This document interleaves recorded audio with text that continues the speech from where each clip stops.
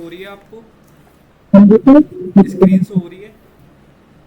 Sorry है। चलो ठीक है।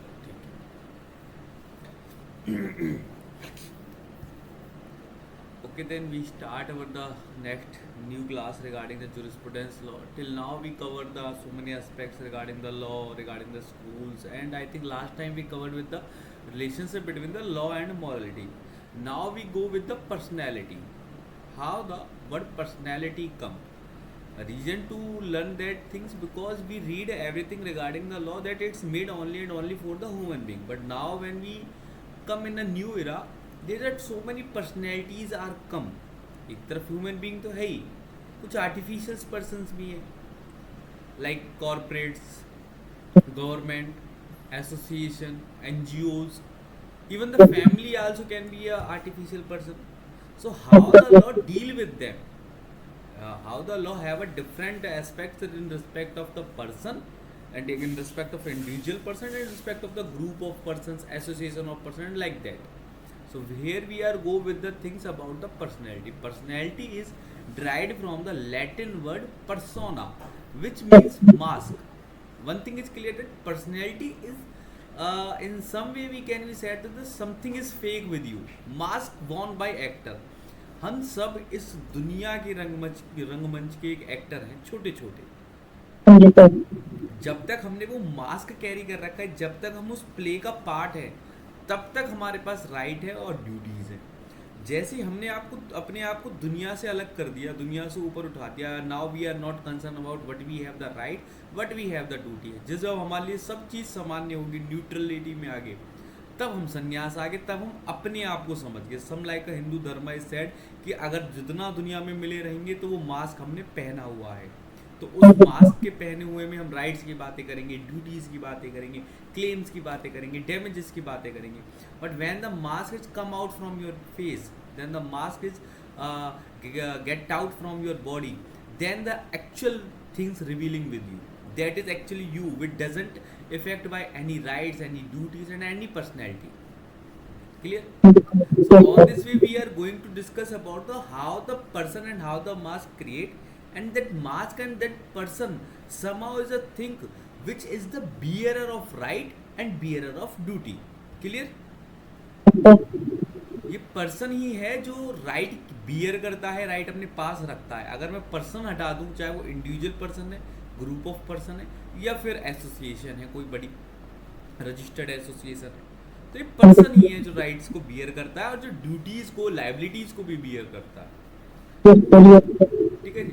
Now we come with the sum of the definition regarding the personality. So first is the Jitelmana. Jitelmana is said that the personality is completely about the will. Personality is the legal capacity of the will. आपकी अंदर इच्छा law के regarding क्या है जो आपको capacity से beer करती है, कि कितनी कैपेसिटी, लीगल कैपेसिटी आप अपने आप में रखना चाहते हो.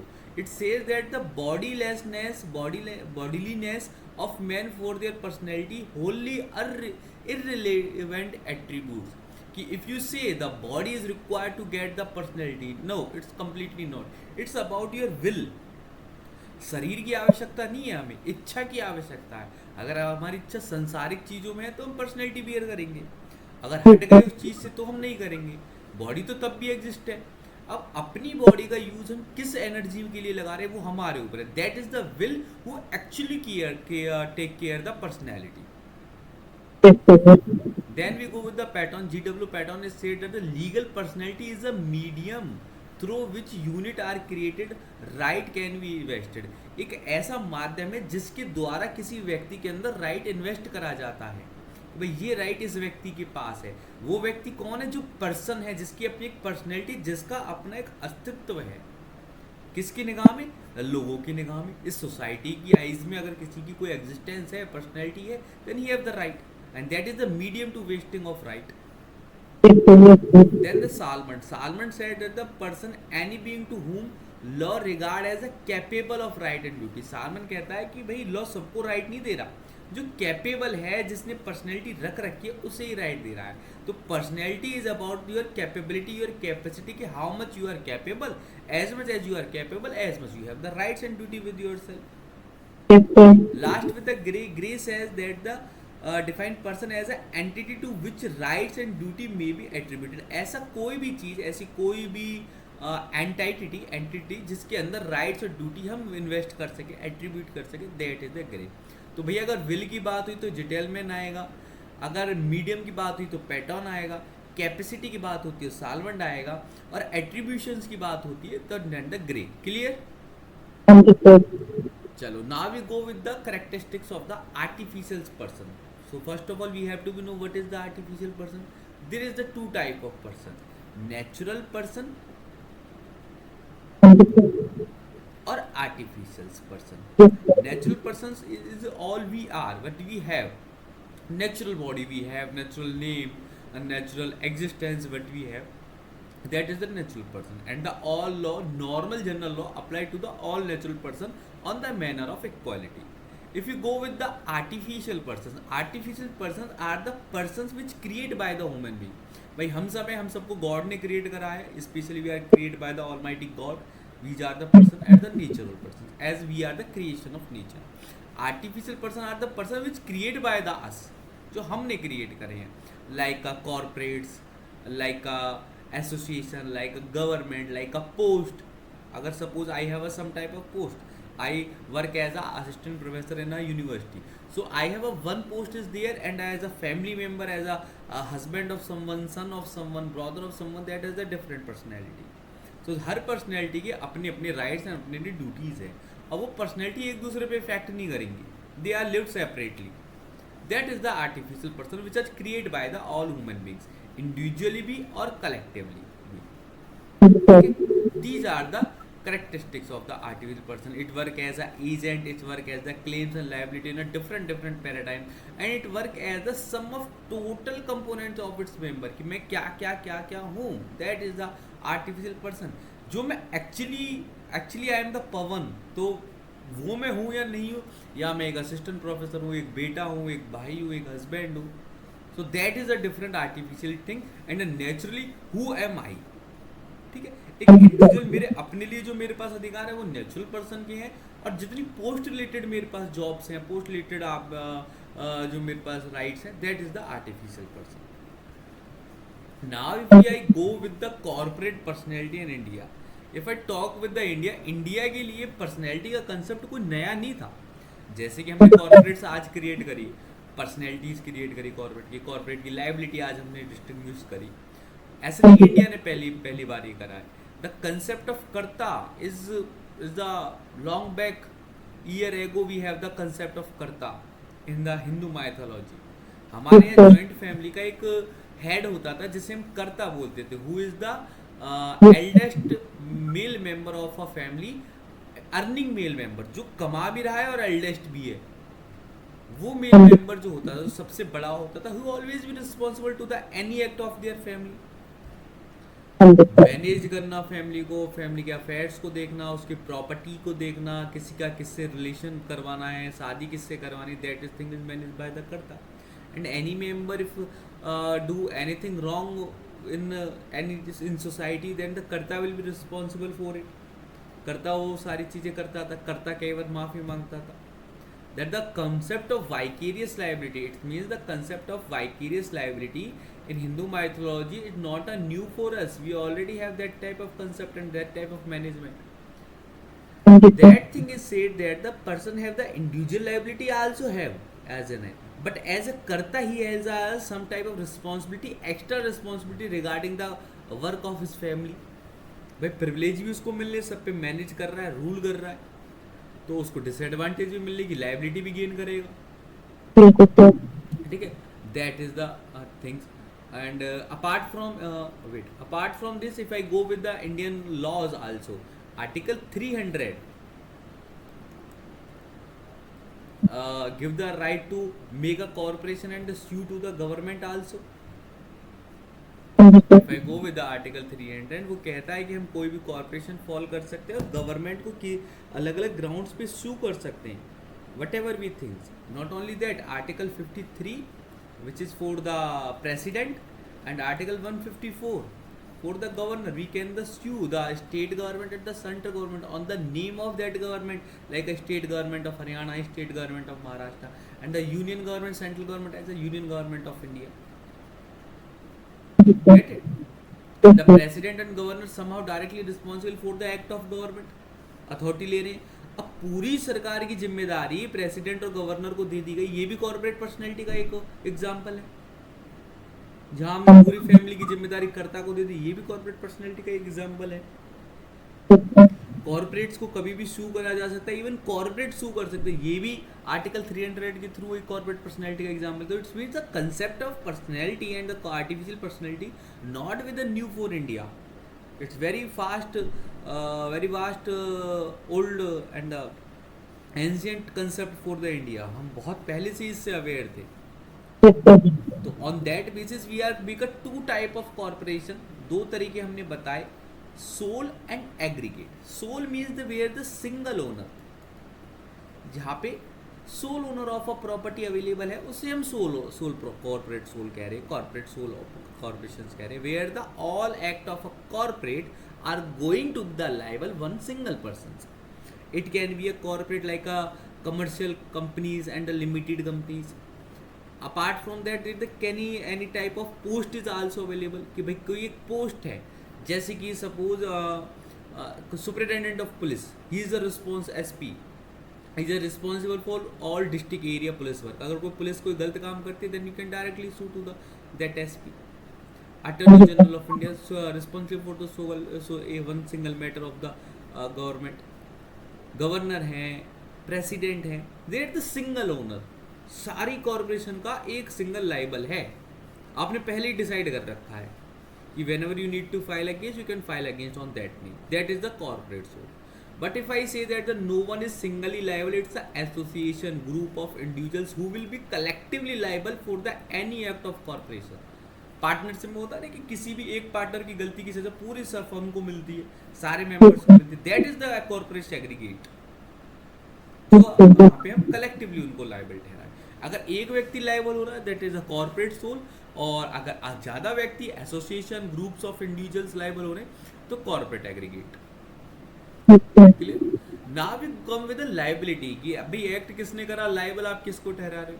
First is that. Second thing is that कि how can we liable the corporates. if a person member of a corporate and the another member of a corporate same corporation do something wrong, why I will be get the liability of him.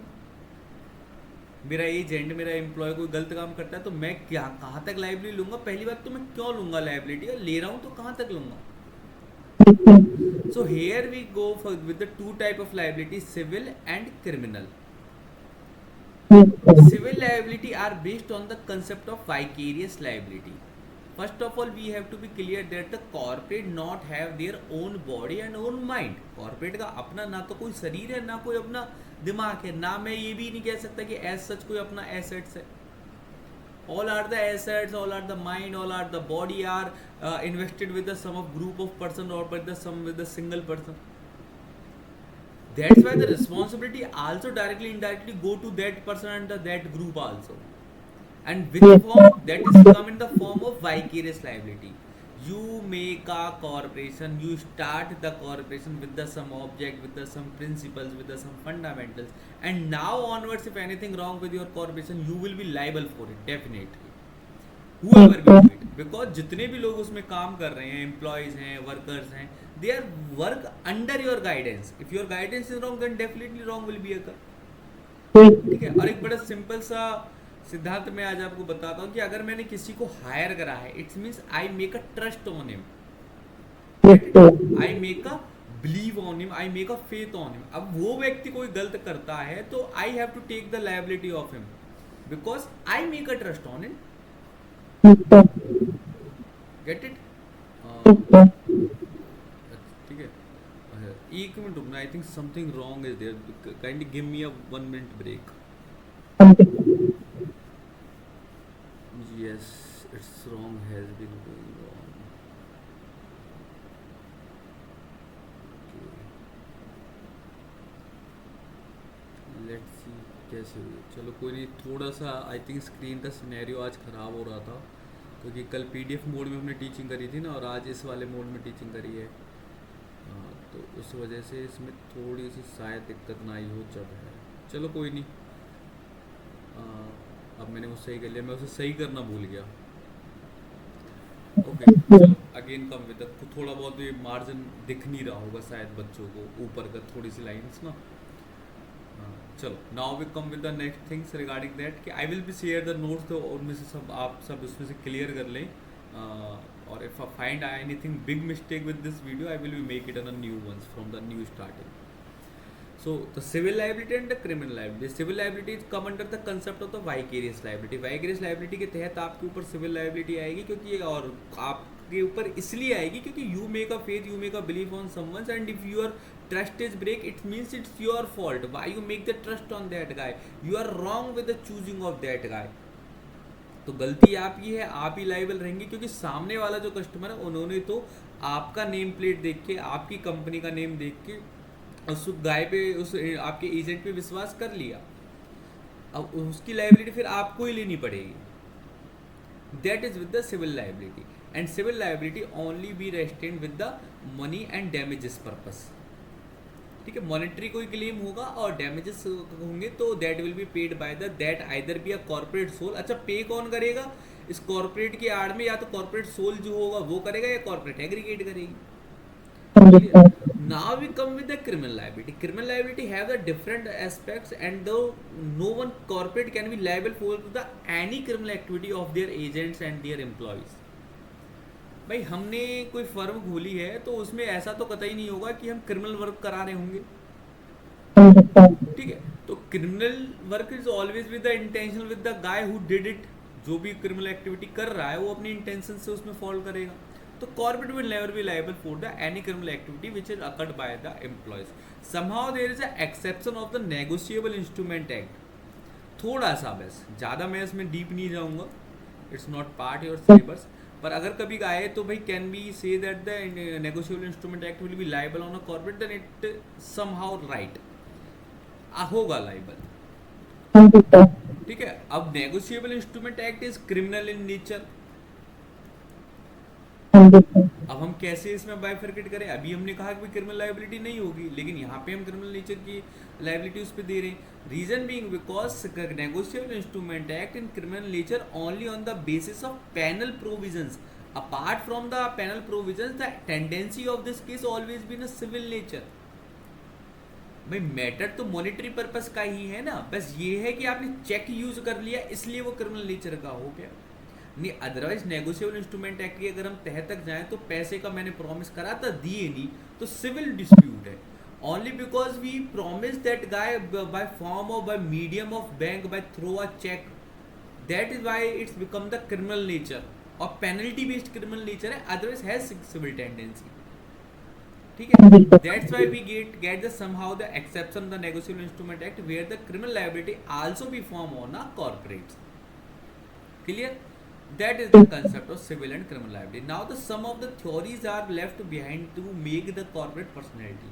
We are go with the four theories regarding the how the corporate personality is formed. By virtue of the name, you can easily be recognize it. What you have to do, you have to be learn the name of scholar. मैं आपको prospects बताता हूँ कि क्या क्या है। Fiction theory आप नाम से ही जान सकते हैं कि fiction is like the something is not true. एक भ्रम क्रिएट कर रहा है। by making a corporate soul, you just create a fiction in the society that something has been present with you, कि कोई कॉर्पोरेट नाम की कोई चीज है, ये लोग चलाते हैं, वो आपके साथ है, और that is also have a personality, that is have a mind, that is have a body. It make a fiction like that, है नहीं पर fiction create कर दिया गया। why we created? To establish the fact, to establish the rights and duty on a certain personality, ताकि law में certainty आए कि किसी एक पर्टिकुलर व्यक्ति में, कॉर्पोरेशन में मैंने कुछ राइट और लायबिलिटीज एस्टेब्लिश करी। Clear? Realist theory says that there is a reality in a form of think available. यहाँ पे भ्रम नहीं है, फिक्शन नहीं, it's already a realistic form. एक corporate is available who have the mind, who have the body in the form of their members. जो उनके members का माइंड एंड बॉडी है वही है, और मेंबर्स को सजा मिलना, कॉर्पोरेट को सजा मिलना, it's mean there is a no different thing. Corporate and the member of corporate are similar with each other, वो एक ही चीज है, उनको सजा दे चाहे इनको सजा दे, and that is the realist theory that they are available in a real things irrespective of the fact whether it is recognized by the state or not. They are considered the all corporates as a realist theory, realist person with them.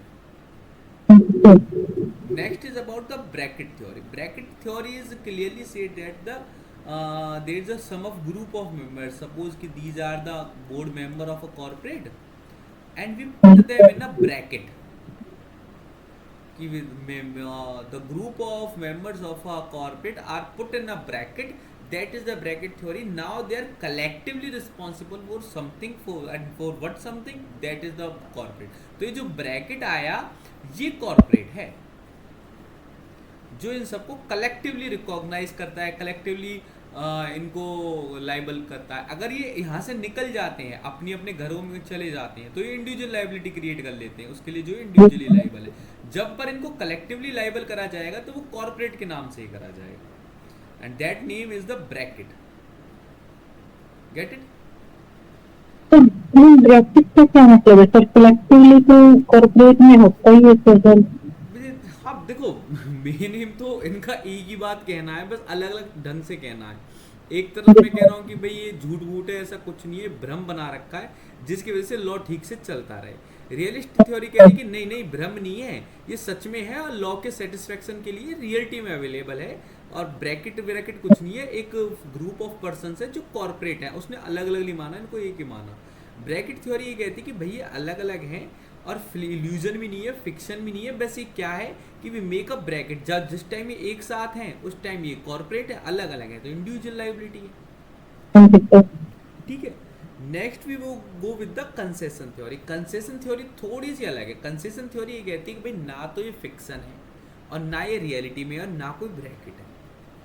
ये कहते हैं कि state government ना कुछ privileges देती है corporates को। State government by making the name of corporate gave them to some of the privilege with them. उस प्रिविलेज, उस कंसेशन के लिए जो चीज क्रिएट करी जा रही है वो कॉर्पोरेट है।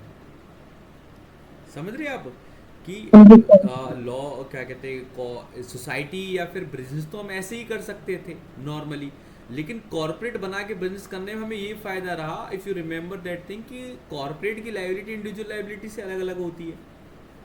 तो उससे बेनिफिट ये मिल जाता है कि हम दो अलग अलग चीज़ें क्रिएट कर लेते हैं। कॉर्पोरेट जो होती है, मैं आपको बताऊँ, कंपनी का, फर्म का अपना पैन कार्ड है, अपना अकाउंट है, अपने एसेट्स हैं, और व्यक्ति का अपना पैन कार्ड है, अपने अकाउंट है, अपने एसेट्स हैं। तो अगर कॉर्पोरेट कल को लॉस में जाती है तो जरूरी नहीं है कि उसका मालिक भी लॉस में चला जाए, है ना। ऐसे भी कई बार हमने देखा है कि मालिक पे तो फिर भी पैसे बचे हैं, खाली वो कंपनी बंद हुई है। That privileges are taken by the corporate. That's why we create the corporate. It says that corporate is nothing. It's just the privilege scheme of government which are especially provided to a personality, and that personality is corporate personality. अगर किसी personality के लिए government ने अलग से privilege बना दिए तो पर्सनैलिटी तो अपने आप ही डेवलप हो जाएगी। ठीक है। और ये पहले से ही प्री सपोज का वर्क है जहाँ पे हम ये सोच के चलते हैं कि किसी कॉर्पोरेशन को हम ये इंपॉर्टेंस देंगे, ये रिकॉग्निशन देंगे। Now everything is in the hand of a government. अगर गवर्नमेंट रिकॉग्नाइज करके कंसेशन देती है तो चीजें क्रिएट होंगी, अगर नहीं देती तो नहीं होंगी। Clear? That is the theories and the concept regarding the personality. Here we today are done with the what is the personality. Then we go with the characteristics of the personality, how the personality occurred. Then we go with the what's the India think about the personality. Then type of corporation, sole and aggregate, and the liability between them, civil and criminal, and the theories like fiction, realist, bracket, and concession. Concession theory somehow again we go with that, somehow related with the fiction. Government ने एक भ्रम बना के किसी को special privilege दी और immunity the, somehow, not completely, but somehow. Number भी है पर्पस थ्योरी। क्या चीज? थ्योरी भी होता है। मैं समझा नहीं, क्या कह रहे हो? तो ये होगी थ्योरी, थ्योरी भी है sir, purpose theory. Purposive theory ये भी है। कंसेशन थ्योरी के बाद पर्पस थ्योरी भी है sir. Okay, sorry that I didn't mention it here. There is a one theory last is about the purpose theory. Purpose theory is based on the obligation and full the purpose of a law, full the purpose of the societal law कि भाई society में अगर आपने corporate बना, कुछ लोगों ने group बन के इंडिविजुअल को मिला के एक फर्म क्रिएट कर ली और उन्होंने सारी चीज़ें करनी स्टार्ट कर दी, business and all thing else, तो we have to be make the responsible for them also, is it or not, ताकि सोसाइटी में रूल रेगुलेशन ठीक से चलता रहे, कॉर्पोरेट्स के रूल्स, ट्रेड के फेयर्स, कंपटीशन लॉ के रूल्स, हम सारे उसको फॉलो आउट करते रहें। उसके लिए ज़रूरी था कि इन 3-4 लोगों के ग्रुप को कुछ नाम दिया जाए, दैट इज द कॉर्पोरेट, इसलिए हमने कॉर्पोरेट बनाए हैं। Corporate is the artificial person which are create purposively, जो हमने अपने पर्पस को जस्टिफाइड करने के लिए बनाए। स्टेट ने इसलिए बनाए ताकि लॉ को इम्प्लीमेंट ठीक से कर सके, और लोगों ने इसलिए बनाए ताकि ट्रेड ठीक से हो सके। दोनों का ये अपने अपने तरफ से पर्पस था, ठीक है। एक लॉ बहुत ज़्यादा मानना चाहता है कि जॉइंट हिंदू फैमिली है या फिर कॉर्पोरेट है या फिर पार्टनरशिप है, ताकि उसको फॉर्मेशन करने में आसानी हो, टैक्सेशन में, रेगुलेशन में, मॉनिटरिंग में, सुपरविजन में, उस सब चीज़ों में अगर उन्हें आसानी हो, इसलिए वो ये चीज़ें क्रिएट करें। That is the purposive theory with that, clear? So these are the laws which are vested with the personality. What you have to do, you have to be first be memorize the name of the scholars who give the definition with them. Then you have to be the sum of the definition, between definition you find in the personality regarding in India, characteristics of artificial person. In सब में ना छोटी छोटी एक दो definitions मिलेंगी, you have to be go with that. And the last you have to be very clear with that कि किस author ने कौन सी theory दी, ठीक है। जैसे आयरिंग ने ब्रैकेट थ्योरी दी, पर्पसिव थ्योरी की अगर मैं बात करूँ तो वो ब्रिंज ने प्रोवाइड करी, और क्या कहते हैं रियलिस्ट थ्योरी आपके जॉनेस ने प्रोवाइड करी, and the fiction theory as given by the Blackstone, Holland, Savigny, Salmond, Coke. So you have to be very clear with it, ठीक है। चलो आज की क्लास यहीं एंड करते हैं। Thank you.